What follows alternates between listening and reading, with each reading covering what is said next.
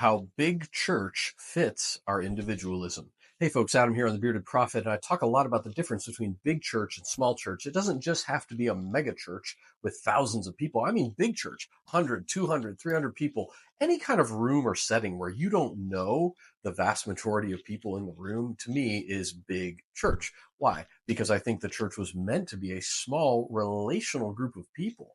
I'm talking 8, 10, 12 people meeting in a group. And yeah, there'd be another one down the street or, the next village over or whatever. But these small groups where people actually can love one another, serve one another, and do the work of the kingdom together have way more potential to transform the world than several hundred people gathered in a room with no accountability, very little relationship.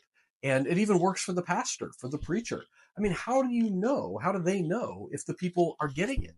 How do they know if they're understanding it? The people can't ask questions or, well, I don't know. I don't get it, Pastor. What do you mean by that? When you're in those small settings, however, it can happen.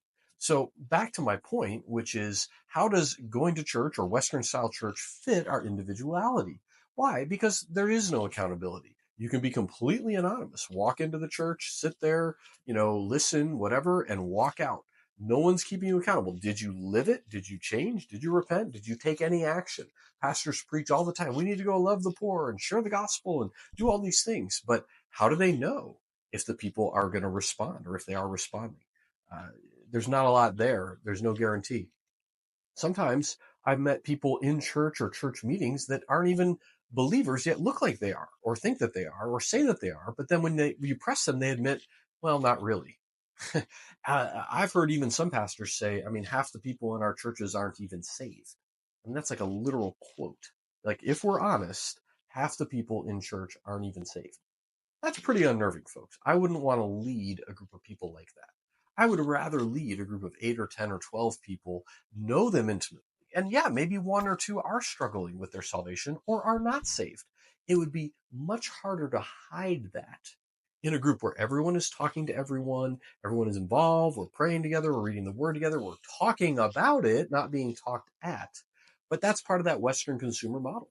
You go in, you walk out, nobody knows you, you don't have to connect with anybody, there's no accountability, there's no follow-up, there's no tracking your change over time. Now, I do understand a lot of churches try to have small groups and try to do it through that, but it's almost like a double layered approach.